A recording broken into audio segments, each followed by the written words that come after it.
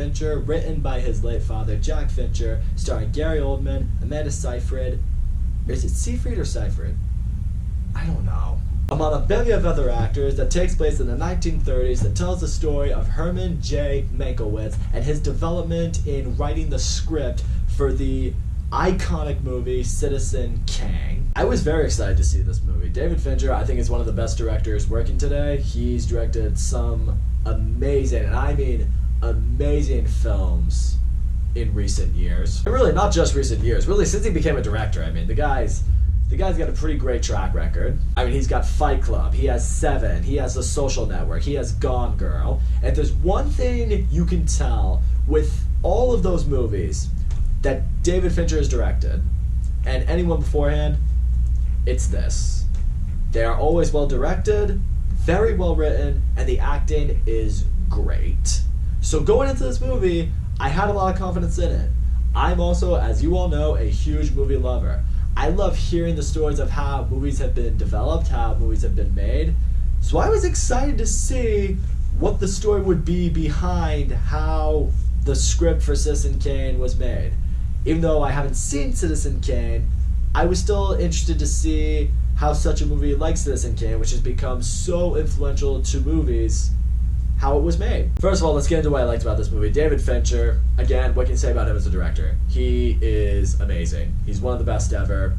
Yeah, I'll go that far. He is, I think, one of the best directors of all time. And you can see it in this movie. You can just see it in this movie. The way he has things set up for certain storylines, I did appreciate how in this movie he does jump around in certain points, similar to how he has done in other movies, to get you an understanding of where certain characters were heading in certain points of the time that may relate to the story later on. We've noticed this in a lot of his movies. We've noticed this in Gone Girl and The Social Network. He has done this several times where he takes various moments that take place at certain moments in the movie, or at least in the story of the movie, and putting them in different moments that have you thinking, oh, so something happens later on that results to this, but we haven't gotten there yet.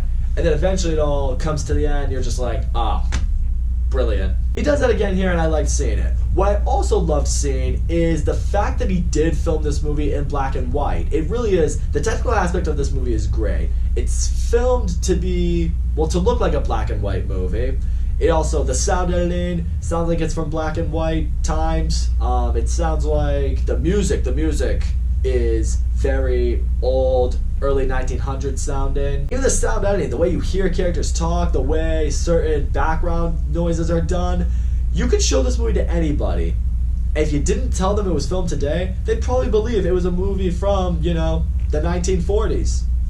That's awesome. I think that's impressive. The fact that we have come as far as we have with technology, that you are still capable of making people think that something could have come out over 100 years ago, is remarkable. And the acting in this movie is great. Gary Oldman as Mankiewicz is awesome. He will probably be up for an Oscar.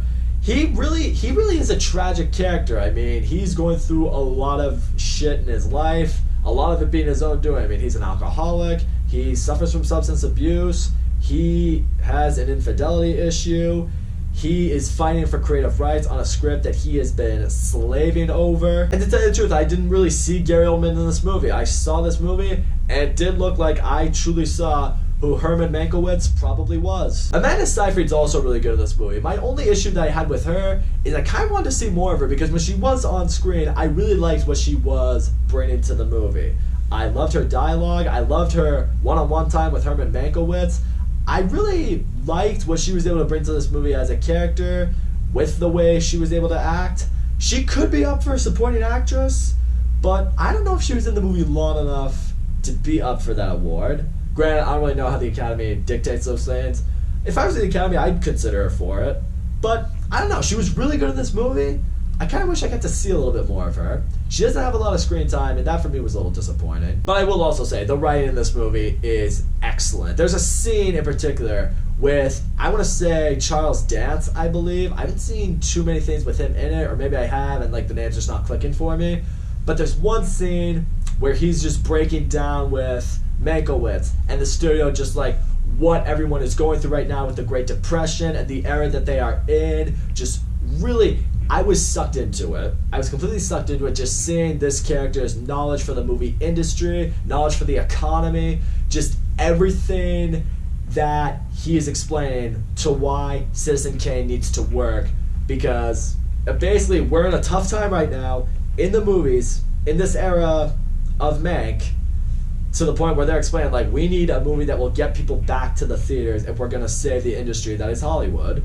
In a lot of ways, it's kind of reminiscent to what we are dealing with right now. That's ultimately what I can definitely say about Mank. This is a very well-made, well-shot, just very, very well-done movie. But having said all of that, I didn't love this movie.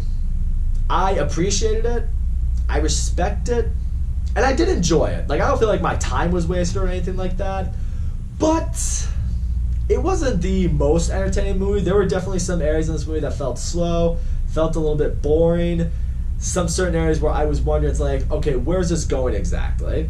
Kind of like what I alluded to earlier, when there were moments where they kind of jump around in certain time periods.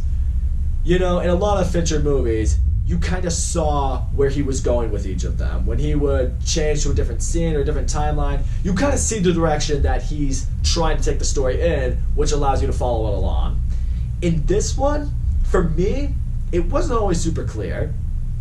So I think in those cases, it made the movie a little bit difficult to follow and just really understand what their end game was with this movie. I've also said this right now. One of the biggest, most important factors for me when it comes to movies is replay value. I want to see a movie that I can watch on multiple occasions. I love the movies that you can watch a bunch of times and you're never really going to get sick of them. Mank is the type of movie that I saw it once, I'm glad I saw it, but I don't ever need to see this movie again. In fact, I'm not sure I ever will see this movie again. And it's not my way of saying this movie's bad, it's just not a movie that I'm gonna pop in and enjoy for myself or for a group of friends or with really anybody. It's a movie that I respected. I liked seeing the story behind the development of an influential film. It's a movie that I think people will walk away with an appreciation of, but not for entertainment reasons. I think that's what I can ultimately say with this movie right here. If you're someone who is truly, how do I say this, driven with film, like if you're someone who one day dreams of being a director or a writer or a producer or someone involved in Hollywood, I think Mank is the type of movie you really need to watch, because David Fincher is truly a master at work. He's someone who clearly made a very well-made film with Mank. I think people who watch it, study it, and appreciate it can learn exactly what it's going to take to create a great film that can garner you the attention that people like those that run the Oscars will get. On the other hand, if you're more so like me, and you're an everyday moviegoer, and you love just to be entertained, you respect great movies, but you also expect there to be a lot of entertainment value in them, this may not be the movie for you. You'll see it, you'll appreciate it, you'll respect it, but you're not going to love it. This is not the type of movie you're going to go tell your friends, you need to see Mank. I can tell you right now, this is not a movie I'm going to recommend to a whole lot of people. All in all, this is just where, you know, for someone like me, this is where Mank kind of falls into that gray area a little bit. It's like the movie is well shot, well acted, very well directed, and very well written, but there's not a whole lot of entertainment value in it. I didn't really feel a lot of connection to this movie or to the characters. It didn't hit me really in any type of way, and it's just not a movie I'm ever going to see again. In the end, it comes down to this. There's an old saying by one of my favorite YouTubers, Jeremy Johns, where he says, I'm a fan of movie first, I critique movies second. That's what I am. I'm a big movie fan. I'm not a movie critic. I think the movie critics out there are really, really, really loving this film. And I think that's why this movie will be nominated for a bunch of Oscars and probably win a lot. I can see this movie winning quite a few awards, and deservedly so. But then the fans out there, I think will kind of walk away with it the same way I did.